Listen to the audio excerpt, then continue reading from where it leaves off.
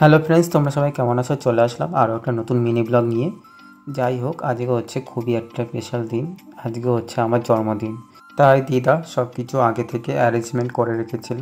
সব কিছু অ্যারেঞ্জমেন্ট করার আগে আমাকে বলছিল স্নান টান করে আয়। আমাকে ঠিক আছে, তারপর স্নান টান করে এসে রেডি হয়ে চলে আসলাম এই ঘরে, মানে আমার ঘরে এসে দেখছি সব কিছু রেডি করা হয়ে গেছে। এই দেখো পায়েসের বাটি, এখন আমাকে ধান দুব্বো দিয়ে পায়েস খাইয়ে দেবে, তারপর ভাত খেতে পারবো।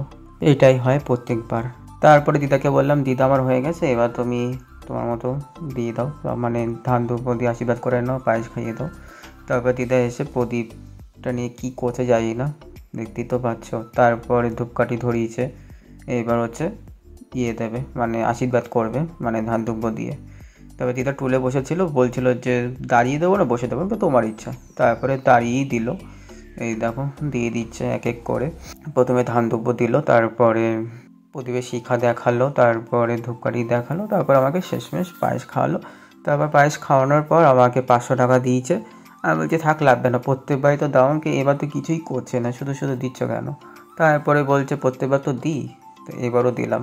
তারপরে দিদার জোরাজোরিতে মানে নিতে বাধ্য হলাম, নিলাম, আর কি করব। তারপরে যখন পায়েস খাওয়াচ্ছিল, পায়েস খাওয়ানোর সময় না জল নিয়ে আসিনি। আমি জল কোথায়, আমি তো 1-3 বার খাওয়াবে, তো আমি একটু গলায় আটকে যাচ্ছিলো। তারপর দিদাকে বললাম একটু দাঁড়াও, মুখেটাকে শেষ করি, তারপরে নিচ্ছি। তারপরে নিলাম, তারপর দিদাকে প্রণাম করলাম। তারপর প্রণামটা সেরে সব কিছু আগের মতো গুছিয়ে রেখে দিলাম। গুছিয়ে টুচিয়ে রেখে এবার চলে যাব খেতে।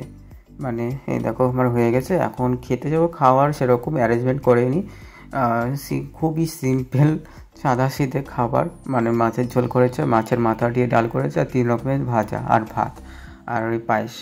আর এদিকে দিদা গেছে জল আনতে, মানে গ্লাসে করেই জল আনতে গেছে, মানে ওই দেখো। ব্যাস এইটুকুই, ব্যাস আর কিছুই করেনি।